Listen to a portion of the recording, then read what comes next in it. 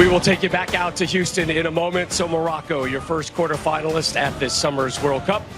And they will head to Boston on Thursday to take on the winner of our second match today between Paraguay and France.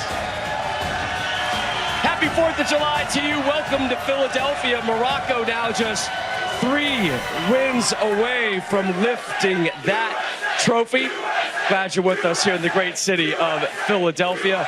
American soccer legends, Alexi Lawless, Landon Donovan, Clint Dempsey. I'm Rob Stone back here with you.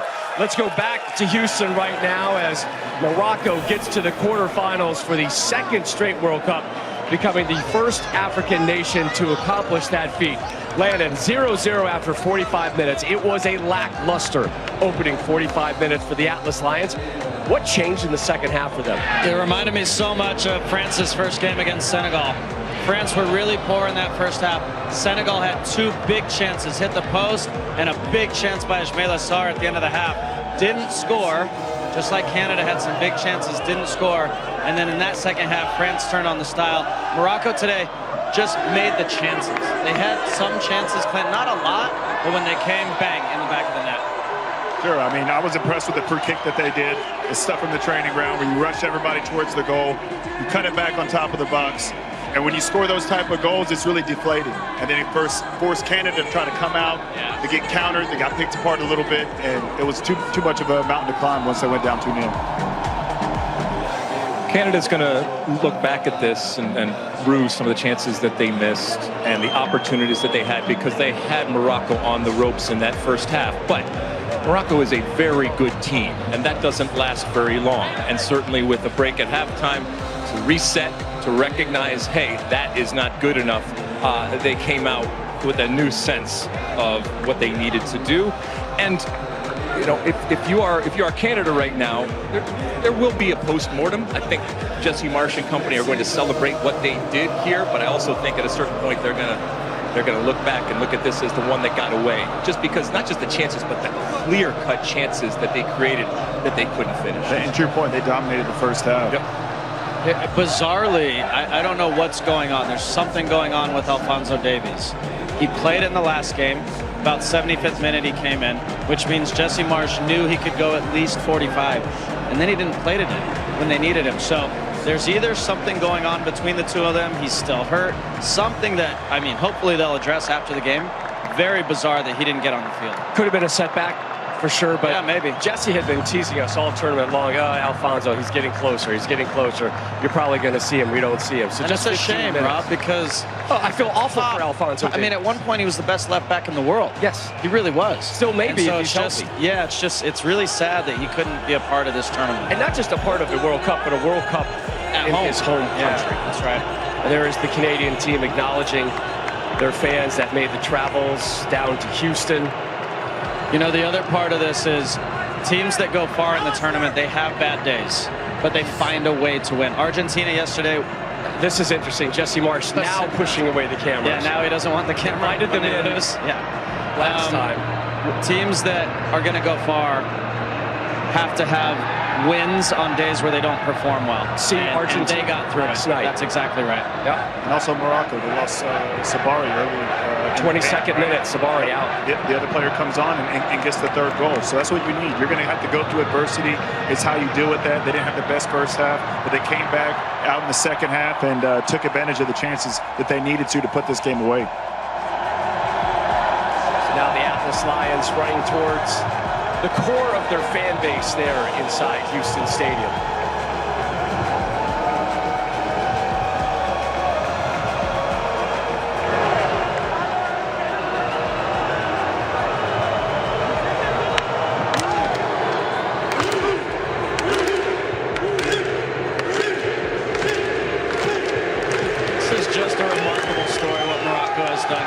You talked about earlier, the 17s, 20s, the 23s, and now the full team.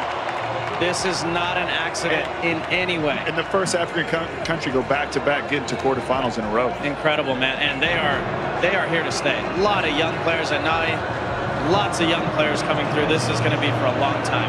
Well, that man's here to stay too, because they extended his contract. They're going to continue on with him. I certainly think that the Canadian Soccer Federation will look at it as a success. You look at do you look at as a success? Round of 16 is not an awful thing. Had never won a game in a World Cup.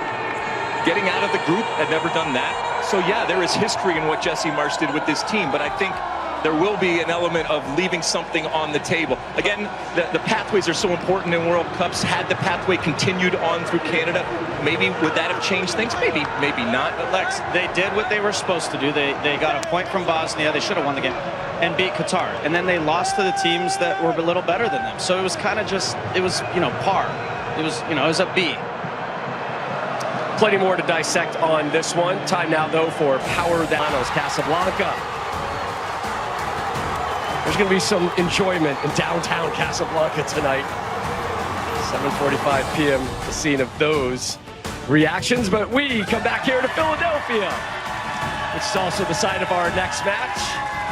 Independence Hall right behind us, a perfect setting for this, America's 250th birthday celebration.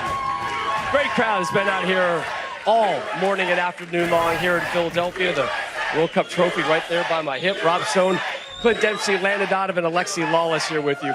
No African nation has grown more on the international soccer front than Morocco over the last decade. Success on the female side, the youth level. Of course, the breakthrough 4 years ago in Qatar, and now, at least, at a minimum, it's another quarterfinal run for Morocco.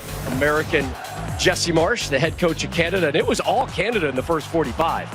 It was just a really poor half from Morocco, and Canada took advantage of opportunities, well, to an extent, in that they got these incredible opportunities. Alouache, what wonderful turn here, bottom of his foot, can't get it out and up, but Jesse Marsch, a little frustrated, but they're getting chances.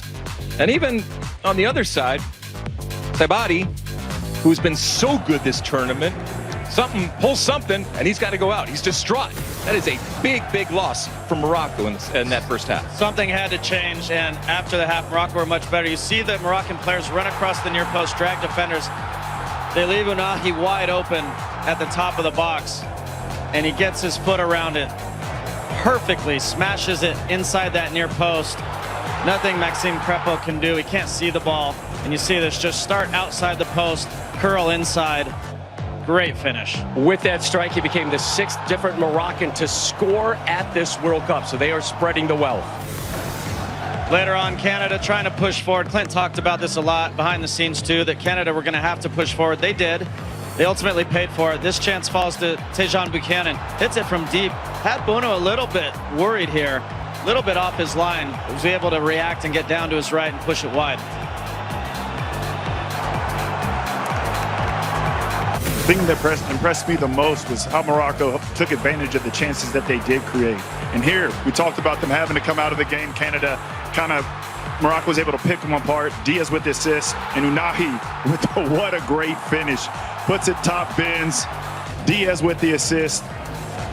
And, it's difficult because you got to go chase the game, but you leave yourself open for moments like these. But Morocco was just so clinical when they got those chances, and they made Canada pay.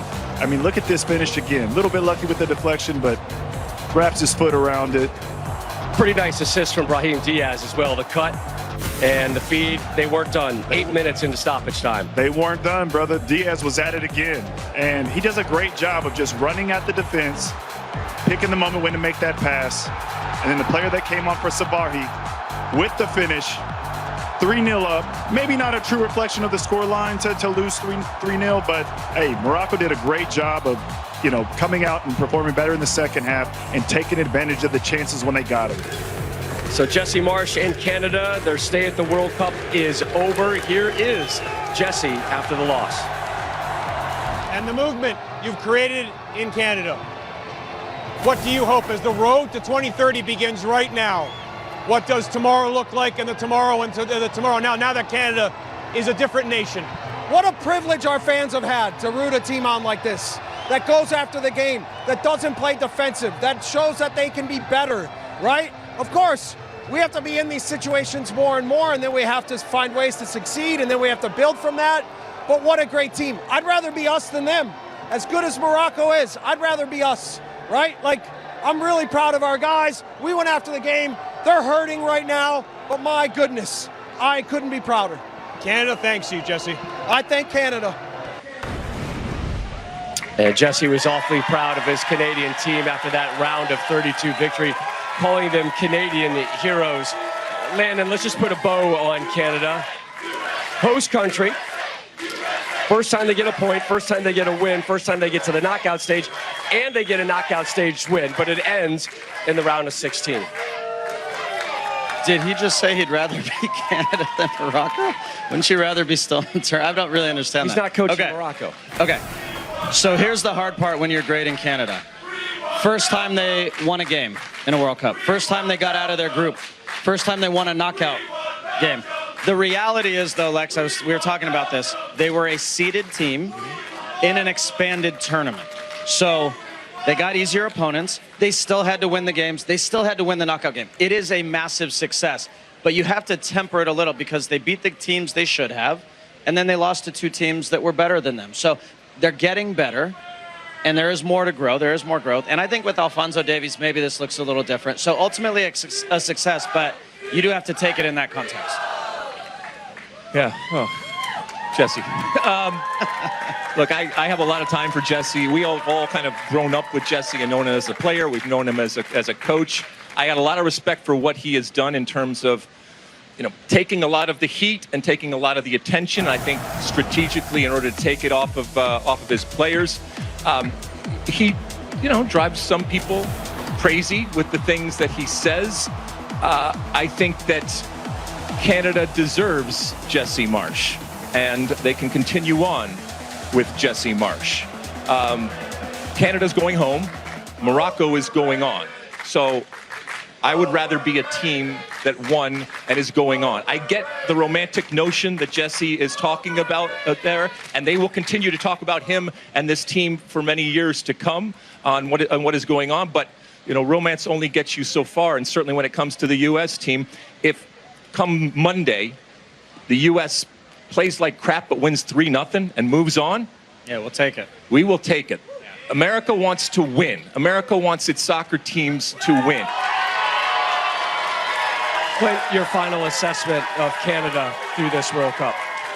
Yeah, they did a good job. They got out of the group. They won a knockout stage game. They didn't take advantage of their chances today, but I like the way in which they played. They went forward. They didn't sit back.